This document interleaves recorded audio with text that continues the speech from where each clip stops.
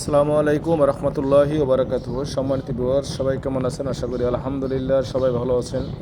তো ভিউয়ার্স, আজকে আমি আপনাদেরকে দেখাবো মেঘনায় কি পরিমাণ তুফান রয়েছে এবং ঝড় বৃষ্টি দেখতেই পাচ্ছেন।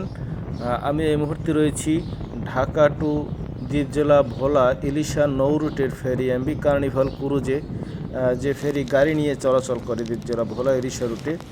তো দেখতে পাচ্ছেন যে বড় বড় তুফান কিন্তু মেঘনায় দেখা যাচ্ছে, তার ভিতরে কিন্তু যাচ্ছে কার্নিভাল ক্রুজ ফেরি। তো আলহামদুলিল্লাহ আমাদের কার্নিভাল ক্রুজ ফেরিটি বেশ ভালোই, কোনো নড়াচড়া হচ্ছে না, তেমন রোলিং তো দেখতেই পাচ্ছেন, কিন্তু সেরকমের আমরা কোনো নড়াচড়া দেখতে পাচ্ছি না। অনায়াসেই ছুটে চলছে দ্বীপ জেলা ভোলা ইলিশার উদ্দেশ্যে ফেরি কার্নিভাল ক্রুজ।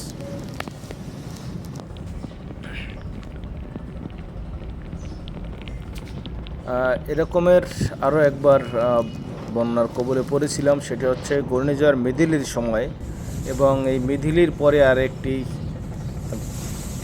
ঝড়ের মুখোমুখি হচ্ছে আমরা এই বর্তমানে, দেখতেই পাচ্ছেন। আমি এই মুহূর্তে রয়েছি কার্নিভাল ক্রুজের মাস্টার ব্রিজের সামনে। খুবই উঁচু একটি জাহাজ, যারা দেখছেন কার্নিভাল ক্রুজ ফেরি তারা হয়তো বুঝবেন। তো নিচতলায় হচ্ছে সম্পূর্ণ গাড়ি কার্নিভাল ক্রুজের। তো আমরা এই মুহূর্তে মেঘনা পাড়ি দিয়ে যাচ্ছি দ্বীপ জেলার ভোলা ইলিশার উদ্দেশ্যে কার্নিভাল ক্রুজ নিয়ে।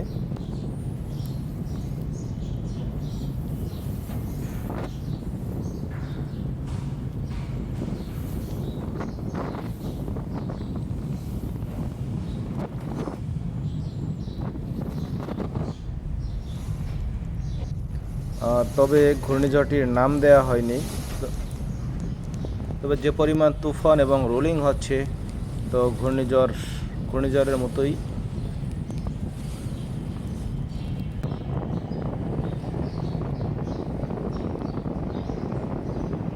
খুবই ভয়ানক একটি পরিস্থিতি দেখতে পাচ্ছেন। আমি কিন্তু রেইনকোট পরে রয়েছি, বৃষ্টি বাতাস এবং ক্যামেরার উপরে কিন্তু পানি পড়তেছে, তবুও আমি ভিডিও করে আপনাদেরকে দেখানোর চেষ্টা করতেছি আসলে মেঘনা নদী কতটা ভয়ঙ্কর হতে পারে, সেটি আপনাদেরকে দেখানোর চেষ্টা করছি। অনেকে লঞ্চ ভ্রমণ করেন রাতে, তো রাতে আসলে মেঘনা নদীর যে কাণ্ড সেটি আসলে অনেকেই দেখতে পায় না রাতের অন্ধকারে। তো এজন্য আমি দিনের বেলা ভিডিওটি করে দেখাচ্ছি আপনাদেরকে, যে যখন ঝড় আসে রাতের মেঘনায়, তখন দিনের বেলা আসলে কেমন দেখায়, তো সেটি আমি দেখানোর চেষ্টা করতেছি।